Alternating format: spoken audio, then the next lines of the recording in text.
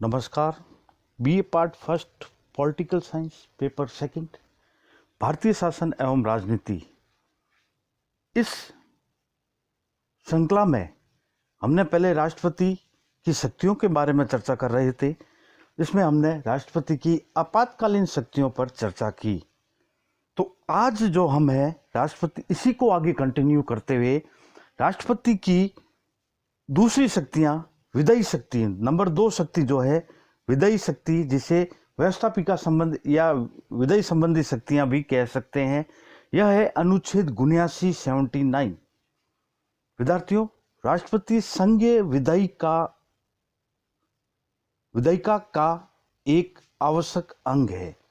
अनुच्छेद 79 के अनुसार संघ के लिए एक संसद होगी जो राष्ट्रपति तथा 2 सदनों राज्यसभा और लोकसभा से मिलकर बनेगी।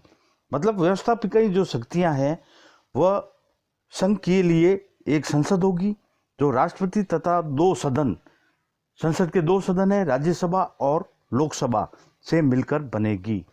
यद्यपि राष्ट्रपति संसद का सदस्य नहीं होता है तब भी उसे व्यापक विधायी शक्तियां प्राप्त है। मतलब उसको व्यापक तौर पर विधायी शक्तियां भी प्राप्त मिली हुई है। अब उस पर अपन चर्चा करते हैं महत्वपूर्ण कौन कौन सी है। जैसे अनुच्छेद 85, सबसे पहले आता है अनुच्छेद 85। विद्यार्थियों, राष्ट्रपति को संसद के दोनों सदनों को आहूत करने, सत्रावसान करने तथा लोकसभा विघटित करने का अधिकार है।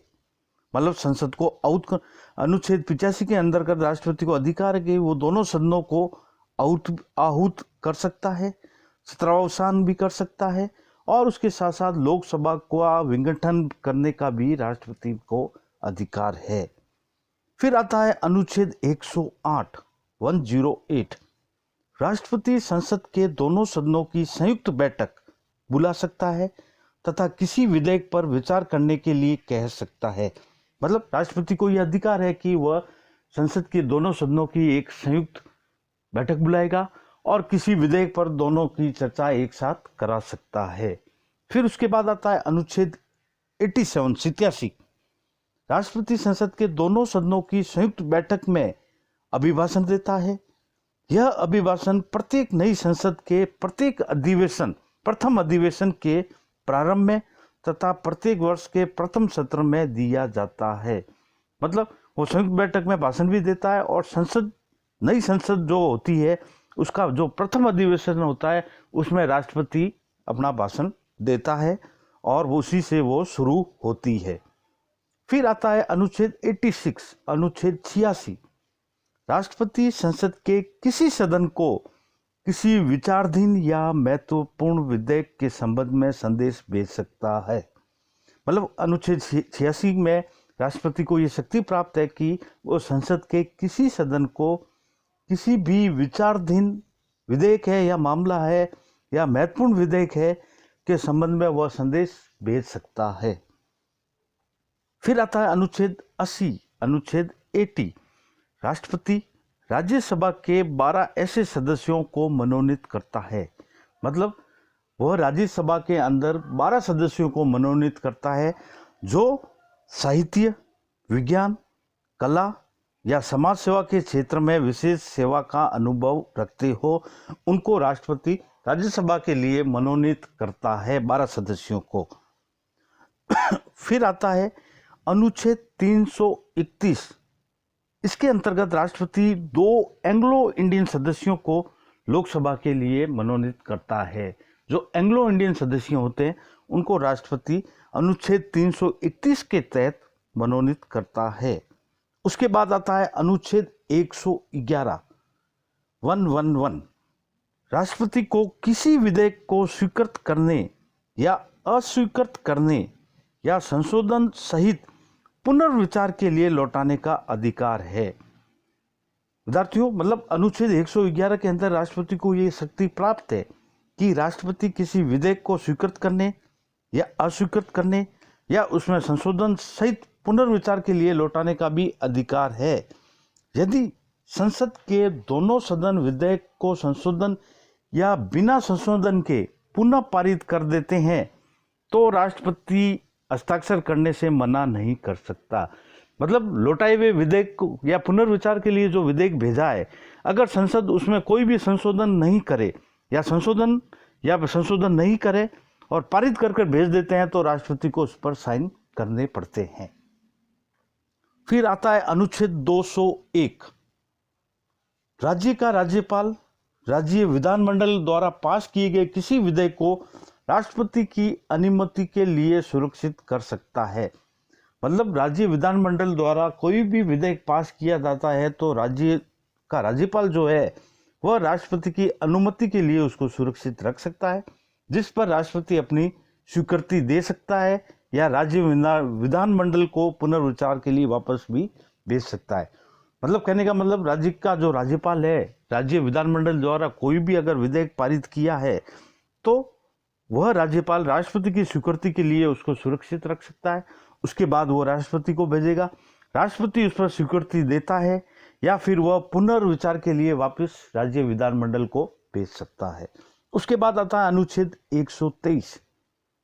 अनुच्छेद 123 के अंतर्गत राष्ट्रपति को मतलब अनुच्छेद 123 में राष्ट्रपति संसद के सत्रावसान काल में परिस्थितियों का सामना करने के लिए अध्यादेश जारी कर सकता है। अध्यादेशों का प्रभाव संसद के पारित कानून के समान होगा। मतलब संसद का जब सत्रावसान होता है तो परिस्थितियां जो उत्पन्न होती है उनका सामना करने के लिए वह अध्यादेश जारी कर सकता है और वह अध्यादेश का प्रभाव संसद के पारित कानूनों के समान ही होगा। और फिर एक और शक्ति आती है, यह तो थी राष्ट्रपति की कुछ महत्वपूर्ण विधायी शक्तियां, और उसके साथ साथ राज्यों एवं प्रदेशों के क्षेत्रफल, सीमा एवं नामों में परिवर्तन और अंतर्राज्यीय व्यापार संबंधी विधेयक राष्ट्रपति की पूर्व अनुमति से ही संसद में प्रस्तुत किए जा सकते हैं। मतलब राज्य या प्रदेशों का कोई क्षेत्रफल बढ़ाना हो, घटाना हो, कोई सीमा को कम ज़्यादा करना होता हो, किसी राज्य का नाम में परिवर्तन करना हो, अंतर्राज्यीय व्यापार संबंधी विधेयक, सब जो ये है राष्ट्रपति की पूर्व अनुमति से ही संसद में पेश किए जाएंगे। तो विद्यार्थियों, यह थी राष्ट्रपति की विधायी शक्तियां अनुच्छेद 79 के अंतर्गत। अब आता है राष्ट्रपति की वित्तीय शक्तियां, फाइनेंशियल पावर। वित्तीय शक्तियां जो है उसमें जो महत्वपूर्ण अनुच्छेद है वह है अनुच्छेद 112। राष्ट्रपति संसद के समक्ष संघ का वार्षिक आय व्यय का विवरण प्रस्तुत कराएगा। मतलब ये राष्ट्रपति को शक्ति प्राप्त है अनुच्छेद 112 के अंतर्गत कि वह संसद के समक्ष संघ का जो वार्षिक आय व्यय का विवरण जो है वह प्रस्तुत कराएगा। उसके बाद अनुच्छेद 113। अनुच्छेद 113 के अंतर्गत बिना राष्ट्रपति की सिफारिश के संसद से किसी प्रकार की धन की मांग नहीं की जा सकती। अगर राष्ट्रपति की बिना सिफारिश के अनुच्छेद 113 के अंतर्गत संसद से किसी प्रकार की धन की मांग नहीं की जा सकती। फिर आता है अनुच्छेद 117(1). अनुच्छेद 117(1) वित्त से संबंधित कोई भी विधेयक बिना राष्ट्रपति की पूर्व स्वीकृति के संसद में प्रस्तुत नहीं किया जा सकता। मतलब अनुच्छेद 117 कहता है कि बिना राष्ट्रपति की वित्त से संबंधित कोई भी विधेयक बिना राष्ट्रपति की पूर्व स्वीकृति के संसद में प्रस्तुत नहीं किया जा सकता। उसके बाद आती है राष्ट्रपति की वित्तीय शक्तियों में अनुच्छेद 117(3). ऐसा कोई विधेयक जिसके पारित हो जाने पर भारत की संचित निधि से व्यय करना होगा, उस पर संसद का कोई सदन तब तक विचार नहीं कर सकता जब तक कि राष्ट्रपति ने उस पर विचार करने की सिफारिश ना की हो। मतलब ऐसा कोई भी विधेयक अनुच्छेद 117(3) के अंतर्गत ऐसा कोई भी विधेयक जिसके पारित हो जाने पर भारत की संचित निधि से व्यय करना होगा, उस पर संसद का कोई सदन तब तक विचार नहीं कर सकता जब तक कि राष्ट्रपति उस पर विचार करने के लिए सिफारिश ना करे। उसके बाद आता है अनुच्छेद 115। राष्ट्रपति की अनुमति से पूरक अतिरिक्त तथा अन्य मांगे पेश की जा सकती।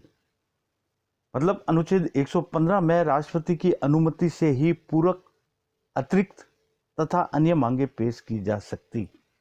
कहने का मतलब वित्त से संबंधित जो भी मांग, जो भी विधेयक है या जो भी चीजें हैं, वह राष्ट्रपति की पूर्व अनुमति से पहले नहीं पेश कर सकते। और इसके साथ साथ राष्ट्रपति वित्त आयोग के सदस्यों और उनके द्वारा प्रयुक्त राष्ट्रपति वित्त आयोग के सदस्यों और नियंत्रक एवं माल लेखा परीक्षक की नियुक्ति करता है। उनके द्वारा प्रस्तुत प्रतिवेदनों को वह संसद के समक्ष प्रस्तुत करता है। कहने का मतलब राष्ट्रपति को यह भी वित्तीय शक्ति प्राप्त है कि वह वित्त आयोग के सदस्यों और नियंत्रक एवं माल लेखा परीक्षक की नियुक्ति करता है और उनके द्वारा जो प्रतिवेदन प्रस्तुत किए जाते हैं वह संसद के समक्ष प्रस्तुत करता है। तो विद्यार्थियों, यह थी राष्ट्रपति की वित्तीय शक्तियां, फाइनेंशियल पावर। अब आती है लास्ट, जो सामान्यकालीन राष्ट्रपति की सामान्यकालीन शक्तियों में लास्ट जो आता है न्यायिक शक्तियां, जुडिकल पावर। इसमें विद्यार्थियों राष्ट्रपति को कुछ न्यायिक शक्तियां भी प्रदान की गई है। जैसे अनुच्छेद 72, अनुच्छेद 72 के अनुसार राष्ट्रपति को अधिकार है कि वह किसी सजा पाए हुए व्यक्ति को समाधान दे सके। न्यायालयों द्वारा दंडित व्यक्तियों के संबंध में राष्ट्रपति को क्षमा प्रदान करने, दंड को कम करने या दंड को बदलने की शक्ति प्राप्त है। वह किसी को भी समाधान कर सकता है, लेकिन यह सब जो प्रोसेस है वो न्याय के मतलब लॉ के अंतर्गत होगा, न्याय के अंतर्गत होगा, कानून के अंतर्गत होगा। लेकिन राष्ट्रपति को यह शक्ति प्राप्त है कि वह अनुच्छेद 72 के तहत किसी भी जो दंडित व्यक्ति है उसको क्षमा प्रदान कर सकता है या दंड कम कर सकता है या उसके दंड को वह बदल सकता है।